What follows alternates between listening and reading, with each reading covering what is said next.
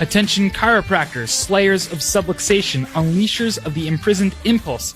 I am Dr. Anthony Pellegrino from ChiroEdge, and welcome to this week's episode of the Chiropractic Research Breakdown, where each week we break down the most relevant chiropractic science and philosophy to empower you with the ammo and certainty necessary to change your community from the inside out.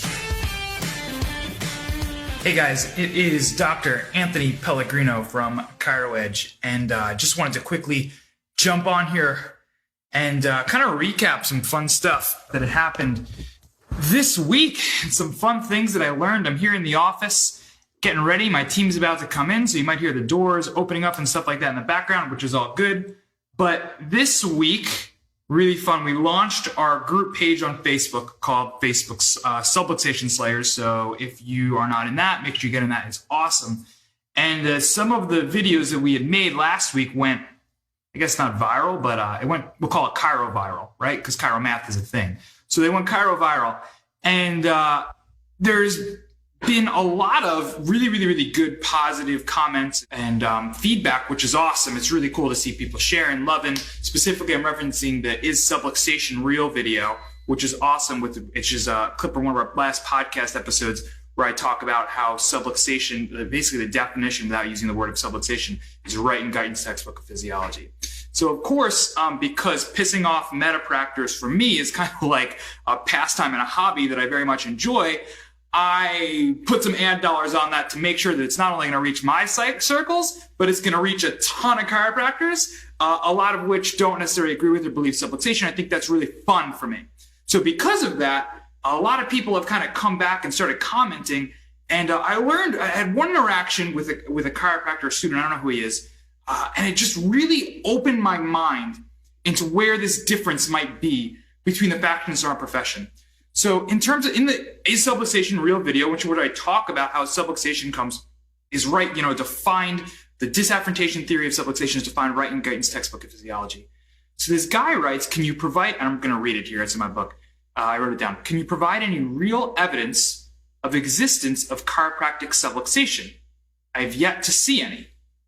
So clearly this guy doesn't follow my work or doesn't actually read research, because there's tons, or maybe he just chooses to ignore that what he sees. So there's already a disconnect.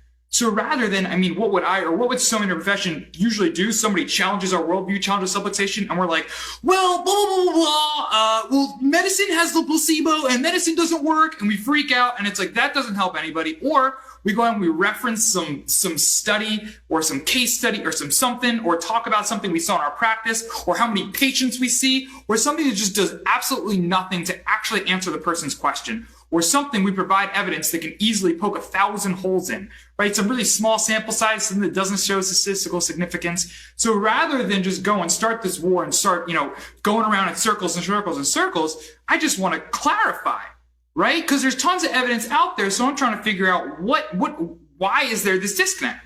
So I asked the guy, what would you consider to be real evidence? And his answer to me completely explains our whole problem. The answer to that question, what do you mean? What would you consider to be real evidence, is evidence that establishes a clinically relevant cause and effect relationship between correcting a subluxation and curing non-musculoskeletal disease. Here we go. So evidence that establishes a clinically relevant cause and effect relationship between correcting a subluxation and curing non-musculoskeletal disease. So two points here. The first thing, what is this guy actually looking for? What are the metapractors? What is this faction of the profession looking for? What evidence would they need to see that we could provide in order to, what is the level of evidence that they need to see in order to actually be like, oh, subluxation is real, let's correct subluxation. So they want to see an epidemiological study. Okay, they want to see an epidemiological study in which we compare, let's take any symptom.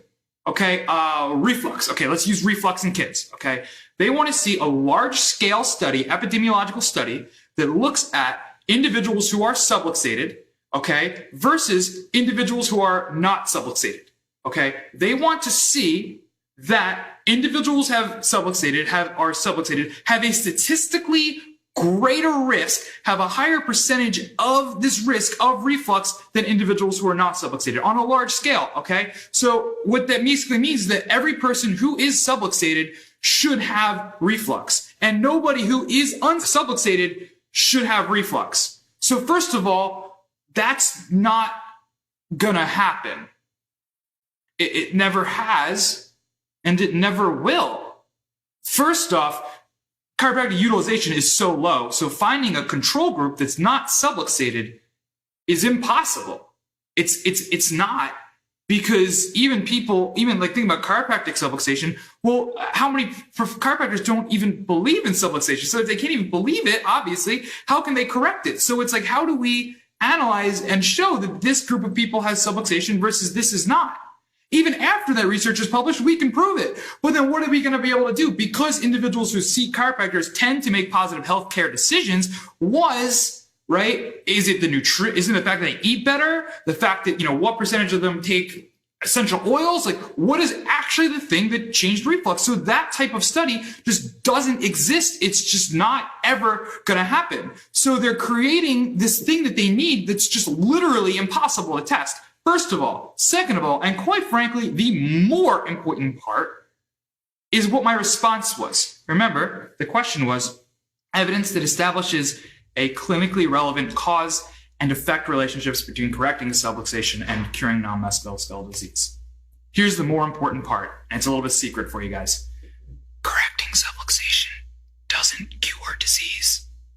Okay, so I whispered, I don't know if that audio is going to come out. Correcting subluxation doesn't cure disease. It doesn't. It's not what it is. That's philosophically, scientifically not accurate, not relevant. So my response was, correcting subluxation doesn't cure disease. So no, I don't have any evidence. So of course somebody goes on there and posts the Dick Holt study, which is great. But like, if you're trying to argue with somebody who has like this level of evidence they're looking for, I mean, they're gonna poke 1,000 holes in it. So like that just ended up going around in circles.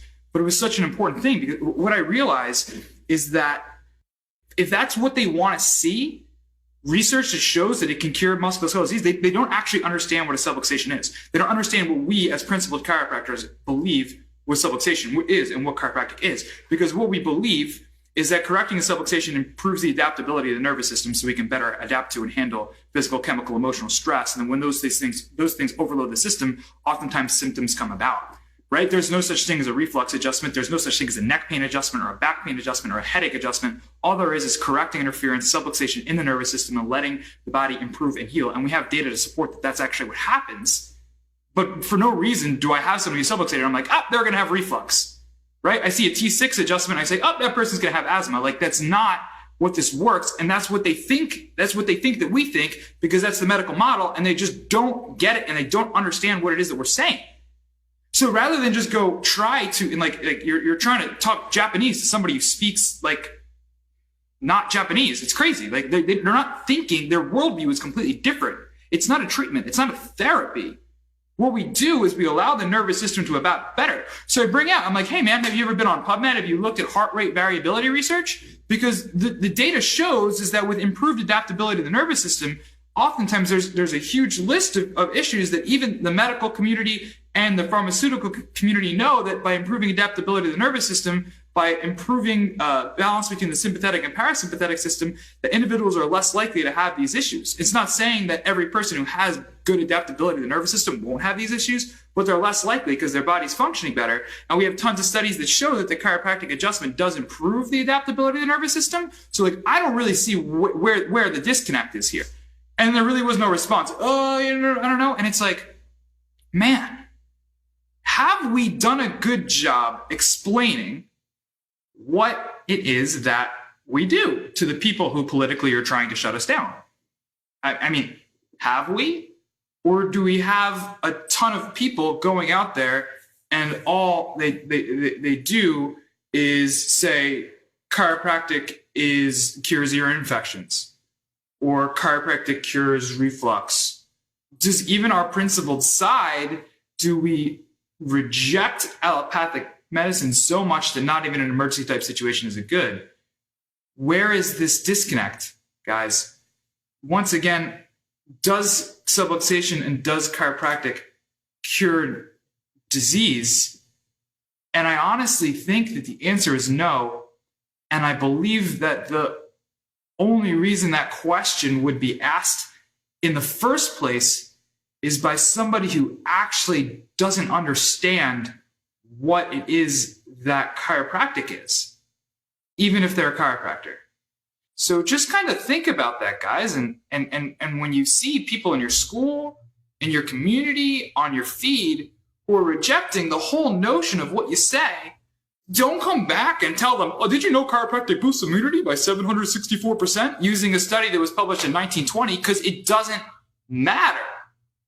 Relate to them where they're at on a worldview stage and say, hey, man, we believe the same things. We both want to see people that get better.